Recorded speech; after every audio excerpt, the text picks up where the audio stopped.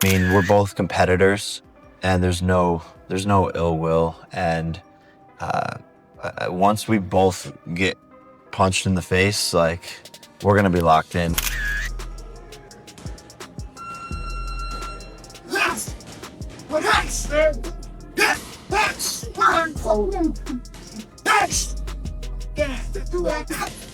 Hank has one job to do, which is to let anybody know that's listening that it doesn't make any difference, that boxing is a real sport.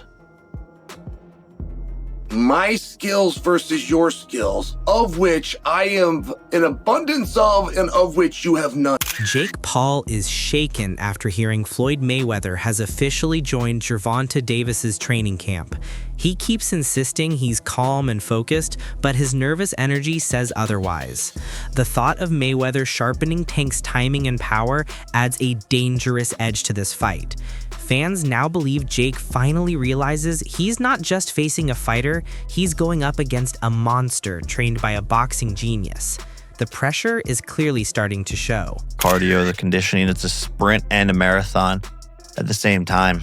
But I feel great. So I don't know, after 5 years of doing it, I'm healthier than ever, mentally doing amazing. So I'm just always thinking of the positive. And even in sparring, I've never been knocked down or knocked out or anything. So I've just yet to experience any. Have you ever been knocked out? No, never. I was meditating once. That's how my nose is crooked. People think my nose is crooked from boxing, but I was meditating once. It's the only time I've ever passed out and I got knocked out.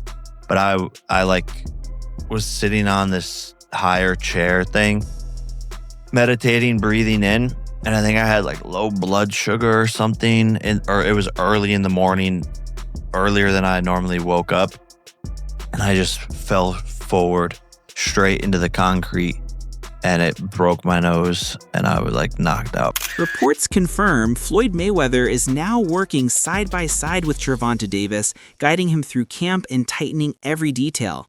His presence alone brings championship energy and discipline to Tank's preparation.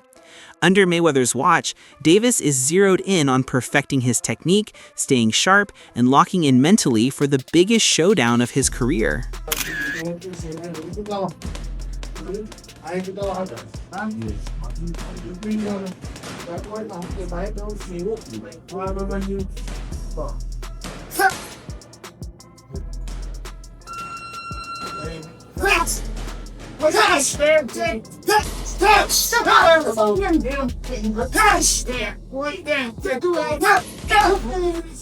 Experts can't ignore the massive size and range difference between these two.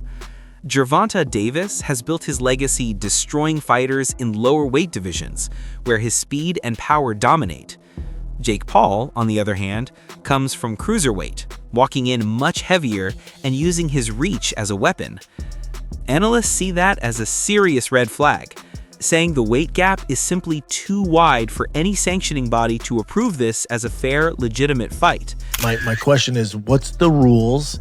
And like, are they going to actually try and knock each other out? Because it's going to be a glorified sparring match. I'm not watching, dude. I don't give a fuck. Jake's going to have a hard time hitting him. Yeah. You know? Big time. Gervonta's so fast and skilled. Gervonta's going to eat his I thought guts. Jake was going to fight Anthony Joshua. That seemed No, that was actually getting... That sounded more the craziest interesting. idea I've ever heard. Jake Paul trying to fight Anthony Joshua is, crazy. Not a sanctioned professional bout. This means the fight will not count towards either fighter's professional records. So it's still being finalized. Yeah, I don't like that. So behind the scenes, you think there are things like, hey, we don't punch each other in the jaw? Yep. Or don't go, we can punch in the face, but don't go for broke. Like, don't knock me out. Really? Yeah. It's an exhibition. That's so not they very can get away interesting with to it. me. No, until I find the rule sets, but when I hear exhibition, I'm like, okay. Jake is bodied up, man. He's big. Yeah. Probably has 100 pounds on Gervonta. Maybe. I'd say Gervonta probably walks at 150. so small. I mean, he's really small. Bring up Gervonta Davis next to Floyd Mayweather, because I've seen Floyd in person, and he's tiny. You've seen Floyd in person. I've worked with Gervonta and Floyd. Tiny. Well, Floyd dude. likely has shoes on there. Oh, dude, he's so small. He's tiny, guys. Yeah. I mean, he's so small. Chael Sonnen has become one of the loudest voices backing Gervonta Davis in this matchup. To him, Davis represents real boxing. Sonnen admits Jake Paul brought new eyes to the sport, but also plenty of doubts about skill and credibility. Now he believes it's up to Tank to set things right, to remind everyone what true fighters look like. Sonnen says this fight isn't just about winning, it's about defending boxing's honor and proving the difference between hype and greatness. Tank has one job to do, which is to let anybody know that's listening that it doesn't make any difference, that boxing is a real sport. My skills versus your skills, of which I have an abundance of and of which you have none of. My life's commitment and dedication versus a second or third or fourth thought in the world of priority on your list. And I used to believe those things. Now, I go back far enough in MMA that I've had my eyes open a number of times. The fact that karate was so incredibly useless, or the fact that Jeet Kune Do was so incredibly useless, like these were not things that I would have bet on when I was in high school. As a wrestler at that time, I would not have assumed that I would fare well in a fight against somebody that knew Kung Fu. We had all been falsely led through Hollywood. Not through competition, not through sport, not through understanding of the game, but just through Hollywood. We were told that those guys were the most dangerous guys. So, we then eventually get up to Conor McGregor versus Floyd Mayweather, which had a weight discrepancy, but it was very small. I mean, I watched them weigh in. I want to say weight classes exist for a reason, to keep things balanced and safe. Davis is used to fast, compact opponents, not naturally bigger men like Jake Paul. This fight would put him against someone with more muscle, more weight, and more raw power. Sure, Tank's skill and explosiveness would still be there, but he'd be dealing with a much heavier target who can take more punishment. Many believe that even with all his talent, Tank would need more than skill to overcome that physical gap, while Jake's size alone gives him a built-in edge. The hell this fight was ever gonna happen. And the fact that y'all believed it, I don't know, you're stupid. So Rick Thompson, chairman of the Georgia Athletic Commission, told USA Today Sports that Paul's promotion company withdrew its request for permits and a rule waiver, citing the 65-pound weight difference between the fighters. The Rick Thompson guy straight up said they've been promoting something they should not have been. Come on, guys, like, use your brains. Y'all boxing fans, you understand this. This fight was never gonna happen. This is the article from USA Today. It says the status of the proposed fight between Jake Paul and Gervonta Davis under scrutiny because of the weight discrepancy between the two fighters. Rick Thompson is coming out and saying this stuff because he said he believes it's in the public's best interest to know that they've been promoting something they should not have been. Communications director for the Office of the Secretary of State told USA Today Sports the event will not be happening. But funny enough, tickets are still available. You could still purchase them online, and the fight is still... Throughout his career, Gervonta Davis has always said he fights for legacy, not just money or fame. That's why some fans feel disappointed seeing him entertain a fight with a YouTuber turned boxer.